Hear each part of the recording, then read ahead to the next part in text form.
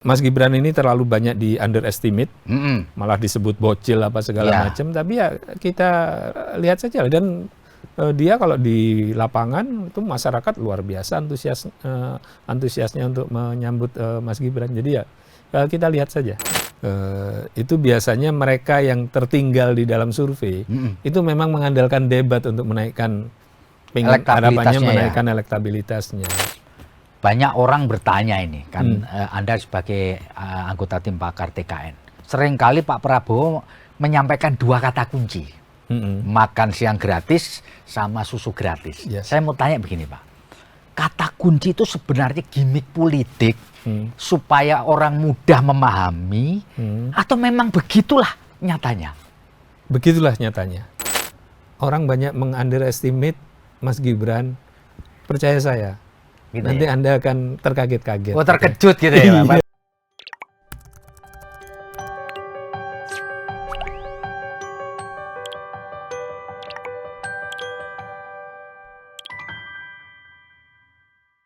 Tribuners, pada tanggal 12 Desember 2023 mendatang, Komisi Pemilihan Umum menggelar debat bagi Capres dan Cawapres untuk pertama kali. Format debat KPU menjadi polemik akhir-akhir ini. Oleh karena itu, saya telah bersama dengan tim TKN Prabowo Gibran yang akan kita obrolin apa sih sebenarnya yang diinginkan oleh TKN Prabowo Gibran terkait dengan debat Capres dan Cawapres untuk pemilu 2024. Dan telah bersama dengan saya anggota tim pakar TKN Prabowo Gibran, beliau adalah Mas Derajat Wibowo. Assalamualaikum Mas. Waalaikumsalam warahmatullahi wabarakatuh. Apa kabar Mas Abi? Terima kasih sudah hadir ngobrol kita Mas Derajat. Kita ngomong Surabaya. Iya. Mas Derajat, saya kepingin tahu dari Mas Derajat dulu. Sebenarnya menurut Mas Derajat dalam konteks Indonesia, debat Capres ala Paman Sam ini di Amerika sana itu cocok nggak sih Mas sebenarnya? Ya kalau ala Amerika itu kan lebih banyak show-nya ya daripada daripada substansinya. Dan kita lihat Donald Trump sendiri nggak mau ikutan gitu ya. Jadi saya rasa nggak semua yang ada di Amerika itu perlu kita adopsi di sini, sehingga kita tentu bisa mencari apa yang terbaik yang lebih bermanfaat bagi masyarakat kita. Jadi kita tetap perlu misalkan supaya masyarakat tahu kebijakan dari masing-masing paslon itu apa, pandangannya, posisinya terhadap setiap isu apa, kita perlu tahu. Tapi apakah yang ribut-ribut ala Amerika itu juga harus kita lanjutkan, harus juga kita ikuti gitulah. Jadi saya rasa kita sebagai bangsa kita punya identitas sendiri, gitu ya. Dan itu tentu bukan hanya ngecap, tentu harus tercermin di dalam seluruh sendi-sendi kehidupan kita. Oke. Mas Derajat, kalau menurut Mas Derajat sendiri, sebenarnya yang paling cocok, ini sebenarnya debat ini adalah satu tools ya Mas ya, menurut saya untuk menyampaikan gagasan, betul. Untuk menyampaikan narasi kan gitu ya. Menurut Mas Derajat sendiri, yang pas untuk konteks Indonesia, debat dalam tanda petik ya, gimana Mas menurut? Gini, kita sering melihat masyarakat itu komentarnya negatif terhadap debat kusir, kemudian terhadap saling ceblung yang ada di TV kan. Kalau ada begitu, itu mah ngomong orang ribut aja di TV segala macam kan. Kita sering melihat itu negatif reaksinya. Gitu ya? Itu kan menunjukkan bahwa masyarakat kita memang nggak suka. Kalau di Amerika kan saling timpe seperti itu biasa gitu. Nah, dengan masyarakat tidak suka itu ya kita sebagai kasarnya tokoh-tokoh publik tentu kan punya kewajiban untuk bisa melayani apa sih yang diinginkan masyarakat sebenarnya. Iya. Jadi menurut Mas Derajat dan TKN itu kalau sahur manuk gitu ya, lu selalu nggak suka, lalu substansinya dihilang gitu ya Mas ya? Ya mbok-mbok, bude-bude di kampung kan nggak seneng sahur manuk kayak gitu, ngeluh ya. Sahur manuk ngomong apa tuh aku Iya. Mas sebagai anggota TKN Mas dari Prabowo Gibran, ini orang seringkali punya persepsi atau dipersepsikan atau distigma bahwa Mas Gibran ini nggak bisa debat, nggak bisa ngomong gitu ya. Istilahnya itu ya dia tidak punya kemampuan untuk menyampaikan gagasan dan narasi. Benarkah seperti itu, Mas? Itu pelintiran dan maaf kalau saya katakan fitnah yang sangat ya cukup sadis lah terhadap Mas Gibran. Tapi saya harus salut loh sama dia. Saya rasa teman-teman kan banyak tuh yang di medsos. Kalau saya emang nggak bermedsos tapi banyak yang di medsos kalau dibully itu kan jadi suntuk, jadi kesel, ngamuk. Mas Gibran tuh senyum-senyum aja, tenang-tenang aja. Jadi saya cukup salut dengan itu ya. Kemudian kalau kalau masalah debat, seorang pemimpin itu nggak diukur hanya dari debatnya saja, ya kan? Jadi dia harus bisa menyampaikan gagasan dan saya yakin Mas Gibran itu bisa. Belum katanya kan, tapi waktu debat di Pilwaku kan sudah kelihatan dia juga pernah diwawancara kan sudah kelihatan. Jadi tentu ada isu-isu yang Mas Gibran menguasai, ada isu-isu yang dia belum memahami, wajar ya. Profesor sehebat apapun, dia mungkin jago di satu bidang, tempat lain nggak jago. Begitu paham di bidang lain. Saya soal ekonomi ya insya Allah lumayan paham, tapi kalau disuruh baca ayat-ayat hadis-hadis ya kelabakan gitu. Jadi artinya setiap orang punya kelebihan masing-masing. Jadi saya rasa Mas Gibran ini terlalu banyak di underestimate, malah disebut bocil apa segala macam. Tapi ya kita lihat saja dan dia kalau di lapangan itu masyarakat luar biasa antusiasnya untuk menyambut Mas Gibran. Jadi ya kita lihat saja nanti pada saatnya. Mas, apa betul selama ini untuk menyambut debat tanggal 12 Desember itu Mas Gibran itu latihan terus gitu? Saya mendengar informasi latihan terus tiap hari gitu. Bener nggak Mas itu, Mas? Enggak. Sepengetahuan Mas. Enggak, dia derajat, kan Mas. harus keliling kemana-mana. Dan juga masih, kan cutinya juga nggak full kan dia. Jadi masih banyak menjalankan tugas. Enggak lah kalau tiap hari, tapi kalau dia diskusi dengan berbagai pihak, itu ya wajar lah.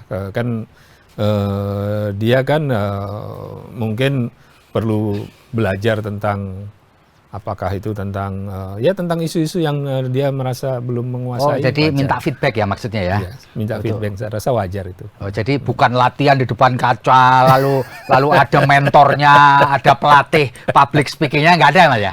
Ini debat itu bobotnya terlalu digedein. Oh gitu ya? Iya, terlalu digedein dan biasanya, ini pengalaman saya lama di Australia. Sama keluarga karena memang kuliah di sana, jadi merasakan sendiri. Kemudian saya juga sempat di Inggris merasakan sendiri ya. Itu biasanya mereka yang tertinggal di dalam survei itu memang mengandalkan debat untuk menaikkan harapannya menaikkan elektabilitasnya. Jadi tapi itu belum tentu efektif gitu. Jadi apalagi ketika debat, ukuran menang dan kalah debat itu tipis ya. Kita lihat aja lah waktu debat waktu Trump sama Hillary, Trump sama Biden ya kan. Demokrat bilang Hillary yang menang, Demokrat bilang Biden yang menang, Republikan bilang Trump yang menang, dan akhirnya tipis kan. Dan jadi pada titik tertentu mungkin debat itu bisa menambah sedikit elektabilitas, tapi biasanya itu pemilih yang masih cair itu biasanya nggak terlalu banyak, sehingga pengaruh debat itu juga biasanya relatif tipis ya. Tapi buat mereka yang tertinggal di survei itu debat itu jadi andalan kalau bisa bisa ini mereka berharap akan bisa menaikkan elektabilitas itu. Mas Derajat, benarkah pendapat atau omongan orang di luar bahwa sebenarnya Mas Gibran dan Pak Jokowi itu tidak menghendaki adanya debat ala Amerika seperti yang kita lakukan di tahun 2019? Lah, Pak Jokowi sudah menjalani 2 kali loh, ya kan? 2014, 2019. Jadi itu pelintiran dan fitnah lah. Mungkin itu aja jawaban saya. Kalau Mas Gibran sendiri sebenarnya oke saja terkait dengan format debat atau gimana? Oke saja. Dia sudah melakukan di Pilwaku toh. Dan kita juga oke saja. Sebenarnya ketika tim kami masuk di ruang rapat KPU itu pada tanggal 29 November itu kita nggak punya misi apa-apa.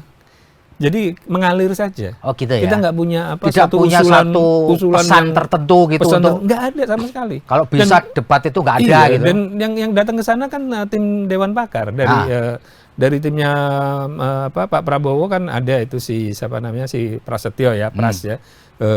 Tapi yang jadi juru bicara di situ Ketua Dewan Pakar Pak Burhan. Jadi kita pendekatannya pada saat rapat itu teknokratis sekali.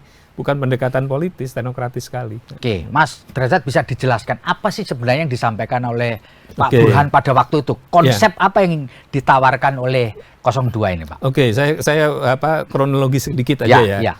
Jadi pada rapat tanggal 29 itu rapatnya itu kalau nggak salah mulai jam 2. Saya sendiri nggak ikut karena saya ditugaskan mewakili TKN di acara di Indonesian Economic Forum. Ya di The Habibie Center waktu itu. Nah, di situ tim kami ada 6 orang dipimpin oleh Pak Burhanuddin Abdullah, Ketua Dewan Pakar dari Prabowo Gibran.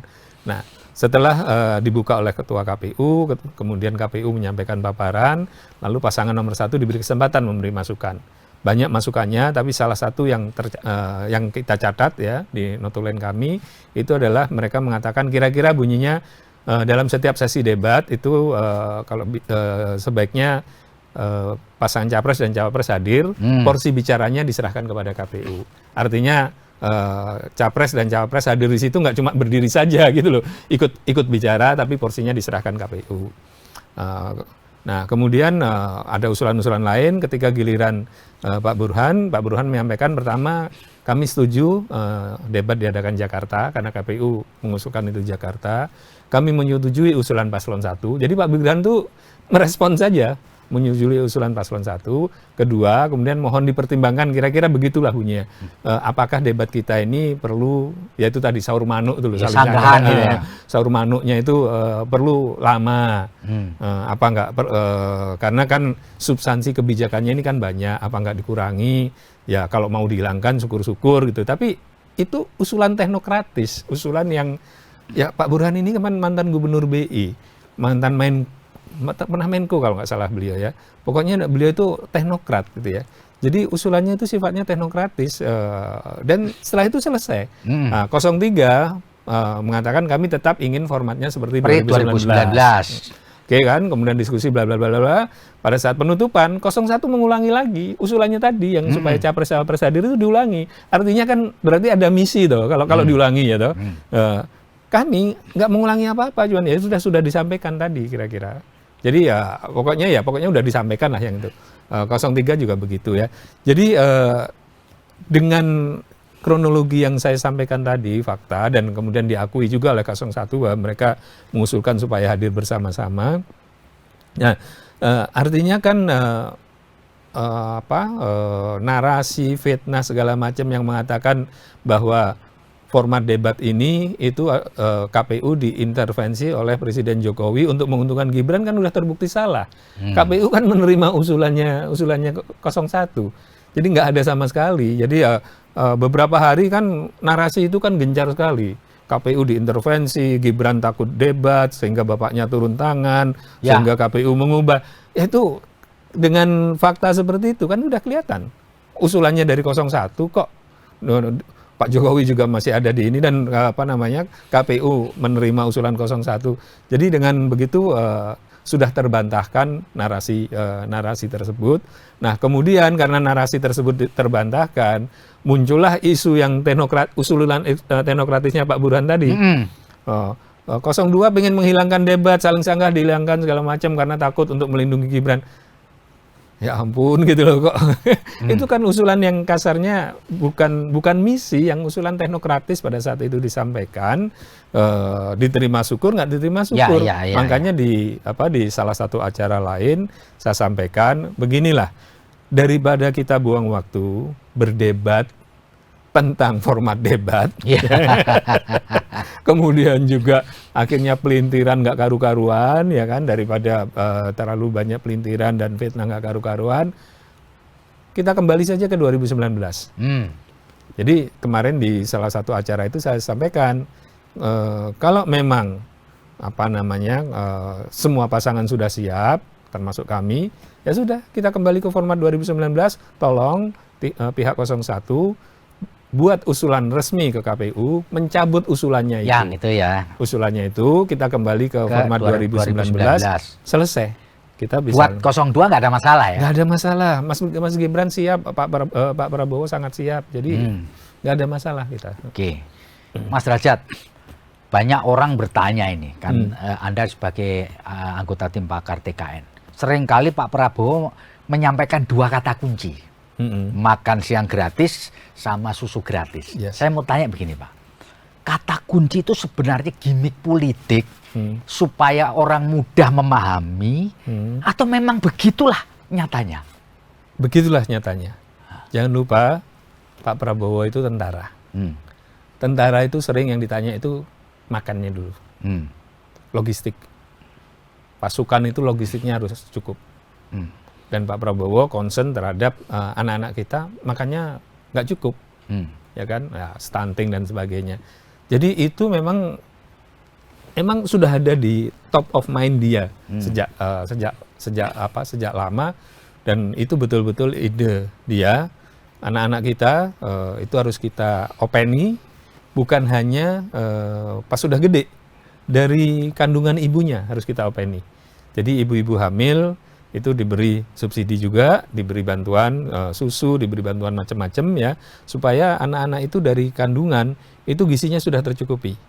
Begitu lahir kita bantu juga, begitu dia sekolah itu kita beri makan siang, kita beri susu. Jadi itu memang konsepnya dia, dan Pak Prabowo beberapa kali bilang, saya pengen anak-anak kita tuh tinggi-tinggi, besar-besar, otaknya berkembang bagus, ya kan? Jadi nanti kita main bola menang, kita olahraga menang, kita di akademis kita jago gitu. Ya saya tersindir juga sih, saya kan pendek. Karena kurang gizi waktu kecil kan. Zaman susah dulu. Iya, zaman susah ya Mas. Zaman susah, ya nang Surabaya zaman susah bisa. Saya masih ingat itu dikasih bulgur, dikasih bantuan susu. Nah, jadi dengan konsep itu dia berharap itu menunjukkan bahwa kita membangun SDM itu dari awal, dari kandungan. SDM kita siapkan. Mas, orang awam tuh membayangkan bahwa yang namanya makan siang gratis itu ya dikasih makan siang. Ya. Atau memang itu adalah bahasa pengganti bahwa nantinya dikasih uang silahkan beli makan siang sendiri. Atau kalau makan siang disediakan negara kan ribetnya bukan main, Mas. Ya. Betul nggak? Iya, memang disediakan negara. Disediakan negara gitu ya? Emang disediakan. Jadi nanti ada dapur umum beribu-ribu catering yang harus itu. Nah, jadi makanya itu kami mengusulkan supaya ada pendalaman terhadap kebijakan di dalam debat itu. Karena yang seperti ini kan harus dijelaskan. Ya. Kalau sahur manu, ceblang-ceblung nggak karuan, yang gini kan nggak bisa dijelaskan. Tapi begitu waktunya agak panjang, ini bisa dijelaskan. Nah, begini, saya ingin jelaskan. Itu, Mas Derajat? Orang meremehkan, kok capres konsepnya makan siang? Nanti dulu. Ya, coba Anda bayangkan, 82,9 juta anak harus disediakan. Tiap hari. Tiap hari loh ini. Every day ya? Iya, tiap hari. Selama di sekolah. Ya, harus disediakan. Dan nanti itu negara akan menyiapkan standarnya. Standar makan siangnya apa? Telurnya kapan, apa segala macam. Standarnya ada. Coba hitung. Berapa butir telur itu yang setiap hari harus disiapkan. Pada hari saat itu paling nggak 82,9 juta butir telur harus disiapkan. Ya, pada hari ada telur itu. Berapa banyak peternak yang akan tertolong? Saya di Surabaya dulu punya ternak ayam. Saya dulu suruh bapak saya ngerawat ayam ya. Itu harga telur itu dikendalikan oleh pihak tertentu. Tapi kalau negara menjadi penjamin untuk membeli istilahnya off taker untuk ini, harga telur akan stabil. Peternak-peternak seneng. Jadi tolong peternak-peternak ayam, Pak Prabowo yang peduli sama jenengan semua itu ya. Berapa banyak daging yang dibutuhkan? Sayur. Daging pitik. Tadi telur loh. Ya. Iwak pitik ya. Sayur jelas. Beras. Ya, beras of course ya. Jadi itu berapa banyak yang akan harus, dan itu disediakan oleh rakyat kita. Itu baru. Sekarang di sekitar Tribun ini berapa SMP, berapa SMP, SMA, SD, berapa banyak?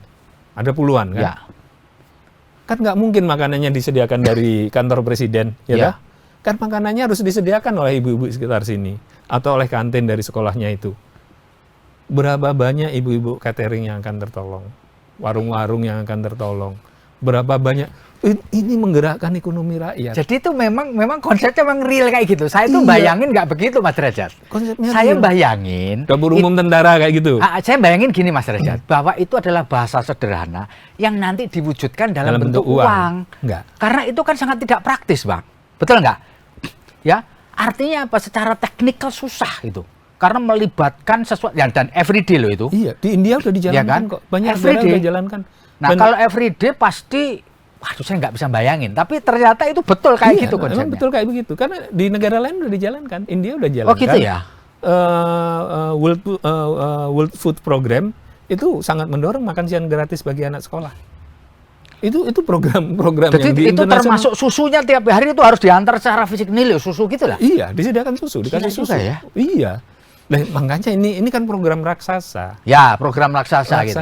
Dan dirasakan langsung oleh rakyat gitu. Nah, susunya memang masih ada yang susunya apakah susu yang di press itu atau susu segar. Ya. Kalau susu kan agak sedikit kompleks karena kan tempat jual susunya kan pusat-pusat susu kan terbatas. Nah, ya justru kirimannya itu. Itu nanti pasti tentu akan ada yang khusus ngurusin logistik ini. Jadi ini kerjaan logistik yang luar biasa besar. Dan ekonomi rakyat muter loh, Mas. Ya. Ekonomi rakyat muter. Tapi Mas Derajat sebagai seorang ekonom ya, sebagai orang yang memahami konsep selama ini, yakin program itu bisa jalan, Mas? Dengan teknis loh ya, kita bicara soal gimana itu. Gini, kalau program itu pasti biasanya ada kendalanya lah pasti ya kan. Mungkin ada yang nyolong telurnya harusnya satu di gini segala macam. Itu pasti ada ya. Itu pasti ada ya, kayak yang kejadian di Depok kan jadi ribut tuh, makan siang jadi ribut kan. Kendala pasti ada, nanti mungkin 1-2 bulan pertama gedebrak-gedebruk, banyak kesalahan di sana sini itu pasti ada.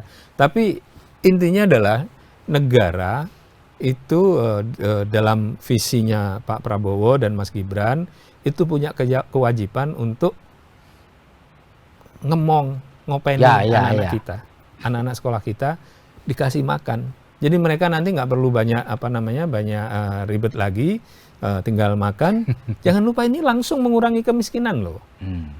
Ibu-ibu yang berada di bawah garis kemiskinan sedikit, itu kan dia harus paling nggak 5.000 bahkan mungkin 10.000 satu hari buat anaknya makan siang toh.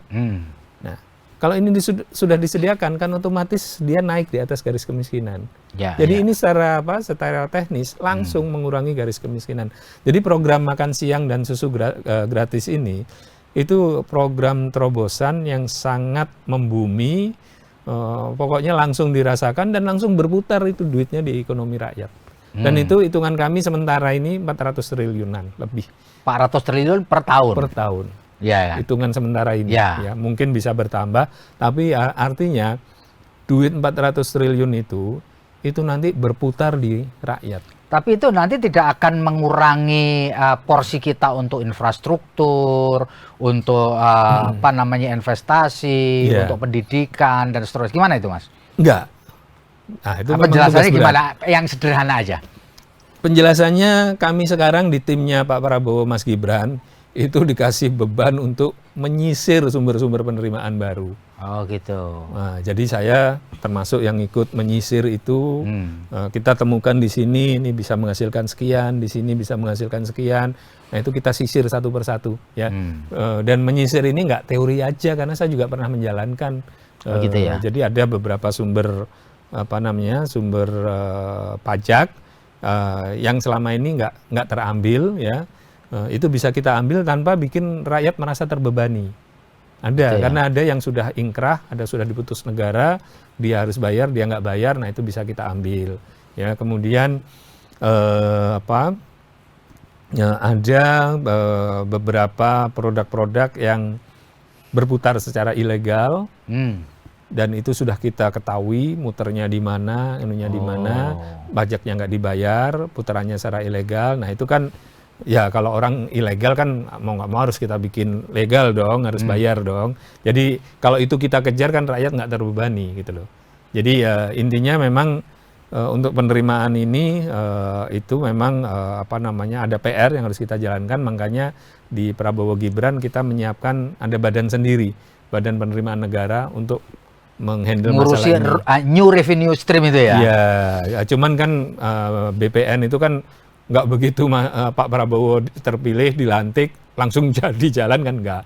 Harus disiapkan dulu undang-undangnya, PP-nya. Ya, tentu ada transisi lah beberapa tahun untuk untuk itu bisa berjalan. Tapi konsep di 3 sumber penerimaan negara utama ya, pajak, cukai, kemudian penerimaan negara bukan pajak, itu sudah kita siapkan konsepnya untuk supaya mereka begitu nanti Pak Prabowo dilantik, insya Allah kalau terpilih ya, dan Mas Gibran dilantik, itu mereka udah bisa langsung kerja sesuai dengan konsep kita ini gitu. Jadi kita udah siap, kita sadar program-program yang diusulkan Prabowo Gibran itu banyak program yang membutuhkan dana besar, kita sadar sekali. Istilahnya itu kalau dalam bahasa ekonomi itu adalah Keynesian stimulus ya, atau kalau kita di Indonesia ngomongnya stimulus Keynesian gitu ya. Kita sadar itu Keynesian stimulus itu kalau kita nggak hati-hati dia akan bisa berdampak kontraproduktif terhadap pertumbuhan. High risk gitu ya Pak ya? Enggak juga sih. Jadi gini, kalau sumber penerimaannya itu adalah dari withdrawal, penarikan yang terlalu besar dari masyarakat, itu dia multipliernya nanti bisa rendah. Bahkan mungkin malah kalau di dalam beberapa studi itu kalau terlalu heavy itu malah bisa negatif. Jadi kita sadar itu, sehingga makanya kita desain program yang langsung dirasakan masyarakat supaya multipliernya itu tinggi, ya, supaya putarannya itu tinggi. Nah, jadi semuanya kita hitung, tentu namanya juga manusia menghitung, bisa saja ada yang keliru, kita perlu perbaiki, wajar itu. Tapi konsepnya sudah siap. Pak Derajat, kalau boleh saya tanya nih, yang kayak gini-gini ini didiskusikan juga dengan Pak Jokowi tak? Oh, dengan Presiden? Ya. Iya. Yang program kayak gini-gini tadi. Oh, programnya sudah disampaikan. Cuman saya sendiri kan, saya kan bukan pembantu presiden, jadi saya nggak langsung diskusi dengan presiden. TKN yang merumuskan visi misinya Pak Prabowo, termasuk makan siang gratis lah, susu gratis lah, itu sudah dengan presiden di sounding ke Presiden Jokowi. Sudah ya Pak. Sudah, dan makanya kan kita hilirisasi beliau kita lanjutkan ya, bahkan kita perluas karena beliau kan dengan waktu yang relatif sangat terbatas, memulai dengan nikel kan.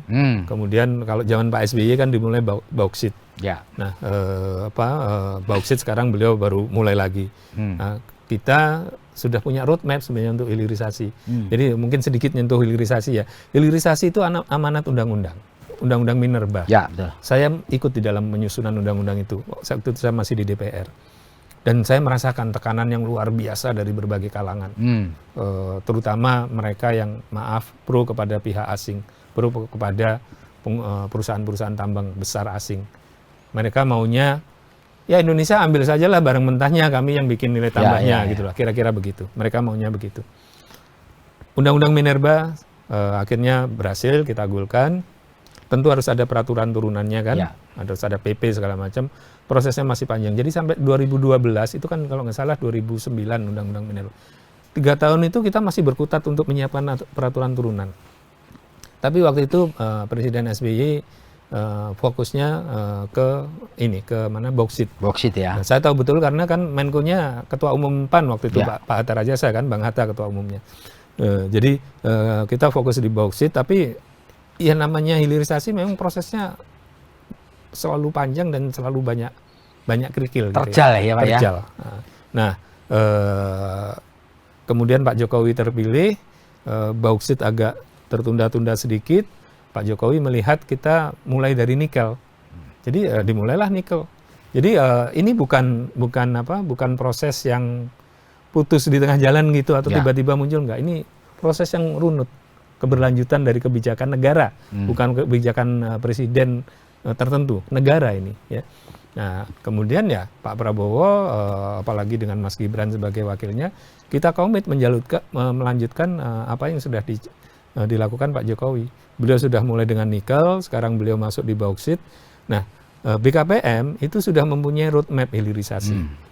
Nah, saya tahu betul karena Indef ikut menyusun sebagai bagian dari konsorsium ikut menyusun, saya ikut di situ.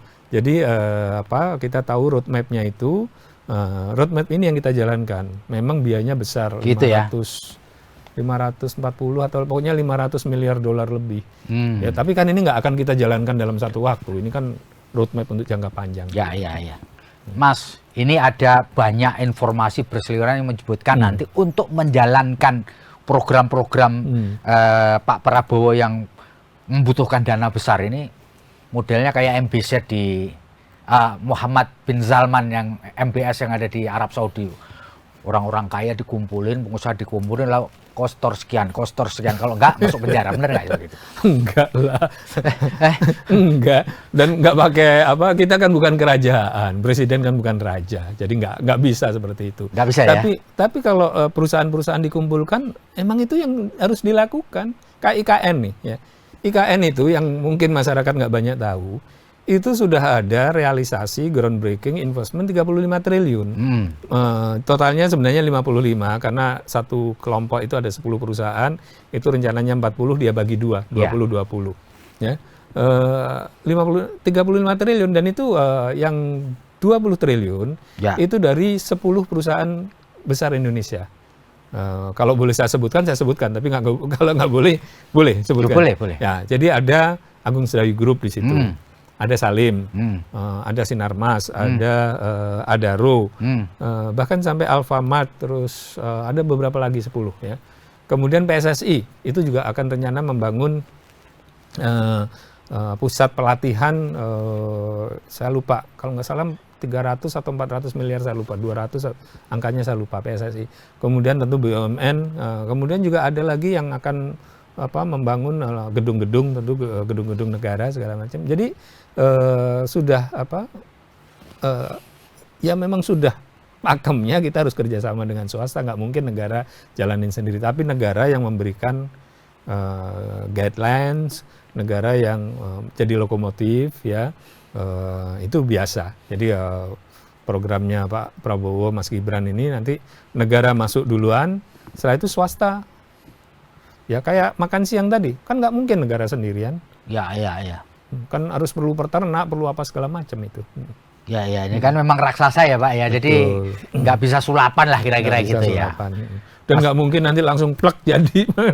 Pasti nanti ada sajalah masalahnya ya, tapi kan itu justru nanti teman-teman media yang akan menyoroti ada masalah di sini begini, di sini begitu, sehingga bisa diperbaiki gitu.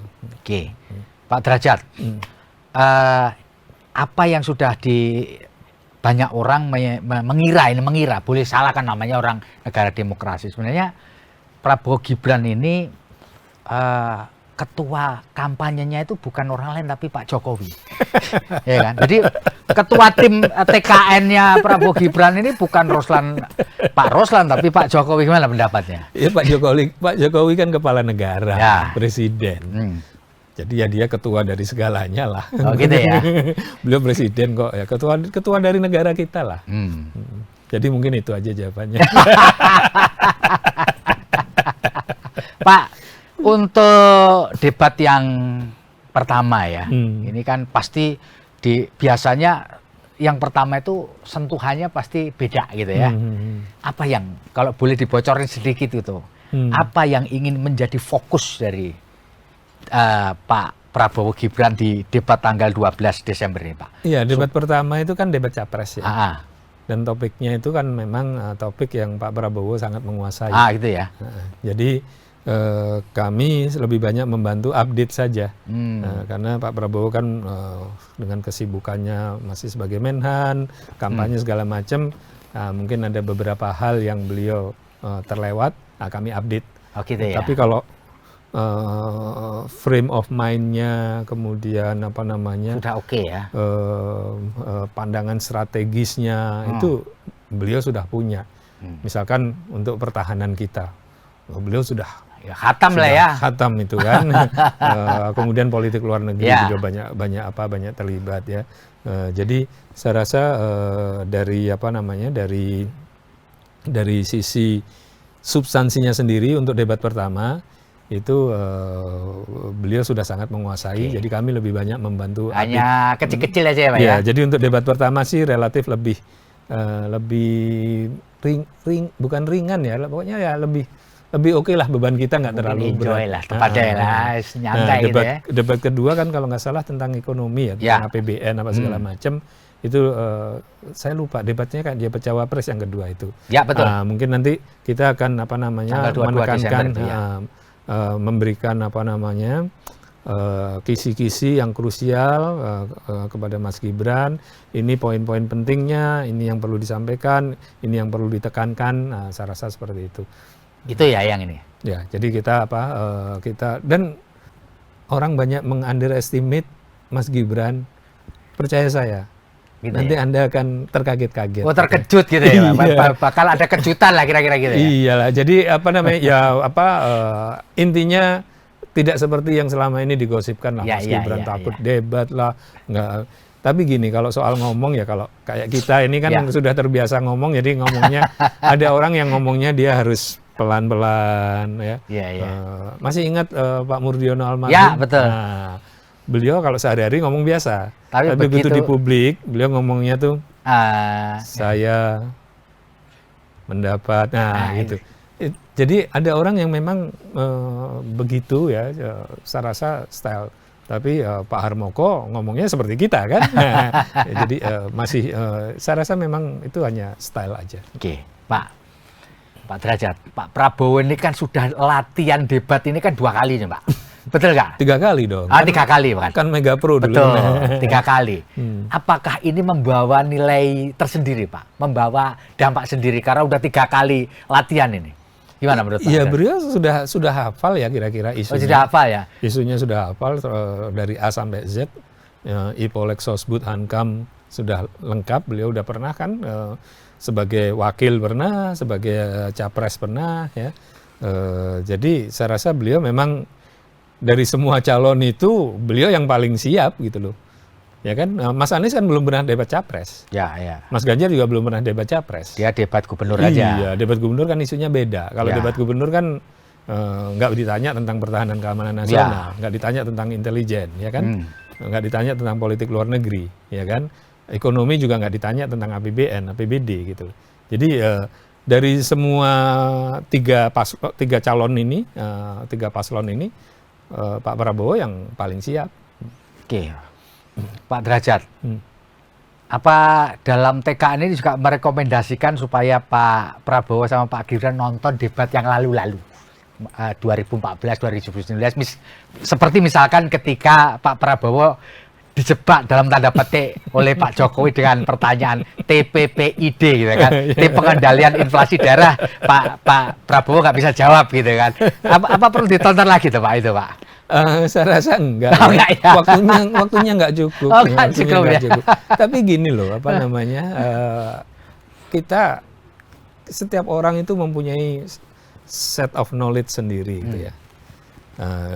Dan dia juga punya keterbatasan, nggak mungkin semua orang tahu tentang semua hal gitu. Jadi kalau misalkan nanti ada pertanyaan yang memang di luar pengetahuan ya ya wajar itu sih. Gitu ya Pak ya? Iya wajar. Saya kalau ditanya jurnalisme juga saya bengong.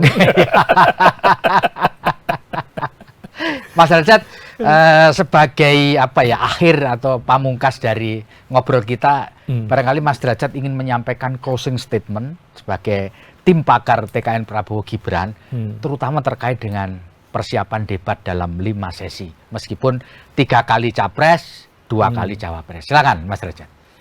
Ya, jadi saya berharap debat itu tidak terlalu banyak dipolitisasi ya. Oke lah, ini debat politik, yes gitu. Saya politisi dari tahun 2003 lah. 2004 saya politisi dari tahun 2004 gitu. Iya gitu ya. Jadi tapi kita tuh butuh lebih banyak substansi kebijakan. Kita butuh lebih banyak penjelasan dari program-program. Misalkan yang saya sering kritik tentang usulan paslon 1 untuk dia mengkritik IKN, tidak pemerataan, dia ganti dengan 14 kota. Ya. Ya, kalau 14 kota ya dibangun itu dibilang pemerataan, bagaimana dengan 500 kota yang lainnya? Indonesia ada 514. Pak Jokowi sudah membangun 514 itu, ya kan? Nah, jadi saya berharap nanti itu substansi kebijakan itu yang diperdalam, ya sehingga masyarakat bisa tahu, oh iya ya, kalau misalkan saya memilih ini nanti saya akan terpengaruhnya begini. Jadi contohnya makan siang tadi. Ya, kalau waktu untuk menjelaskan makan siang itu cukup banyak, kan masyarakat bisa tahu, oh iya ya, nanti mungkin saya akan bisa daftar ke sekolah untuk jadi jadi pembuat catering. Oh iya ya, saya nanti ternak saya, ayam saya ada yang bakal membeli gitu. Jadi dengan begitu masyarakat bisa mendapatkan nilai tambah dari debat itu, bukan sekedar saur manuk yang kemudian akhirnya malah jadi kontraproduktif. Itu ya, Mas. Ya, baik, Tribuners, demikian ngobrol kita dengan anggota tim pakar TKN Prabowo Gibran. Beliau adalah Mas Derajat Wibowo. Terima kasih, Mas. Terima kasih. Saya Feby Mahendra Putra, Direktur Pemberitaan Tribun Network. Pamit undur diri. Assalamualaikum warahmatullahi wabarakatuh. Salam damai sejahtera buat kita semua. Om Santi Santi Om. Namo Buddhaya, salam kebajikan, dan jangan lupa tetap bahagia.